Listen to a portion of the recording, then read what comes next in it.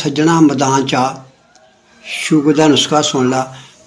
तू 80 साल का हो गया तो 70 साल की शुगर पुरानी है, 80 साल का हो गया 60 साल की शुगर पुरानी है।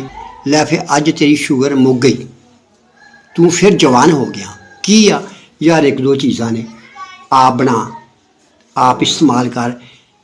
मैं नहीं कहता कि साढ़े को बना, ये साढ़ा 200 साल तो पुराना नुस्खा चलिया आ जाए, साढ़े बजुर्गों का फैज़ जे, वो फैज़ तुहानू वरता रहे।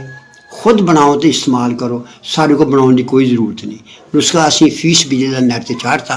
की है? सुहांजने की जड़, सुहांजने के पत्ते और तुम्मे की जड़, ये एक एक पाइया लै ला। चलो फिर अद्ध अद्ध पा लै ला, जे तू कल्ला मरीज़ आ तो अद्ध पा लैके इनू बरीक कुट ला।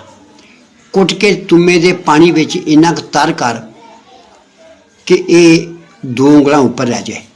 चलो 1 ਉਂਗਲ उपर कर ला। जो खुश्क हो जाए ना, बस फिर रगड़ा ला। रगड़ा ला के पाइया नींबू का पानी विच खरल कर ला। खुश्क हो के पाउडर बन गया, ये 500 मिलीग्राम के कैप्सूल भर ला। सिर्फ एक कैप्सूल खाना सुबह खाली पेट, नीम गर्म पानी ना। 90 दिन नुस्खा इस्तेमाल कर ला, लै फिर तेरी शुगर मुक गई।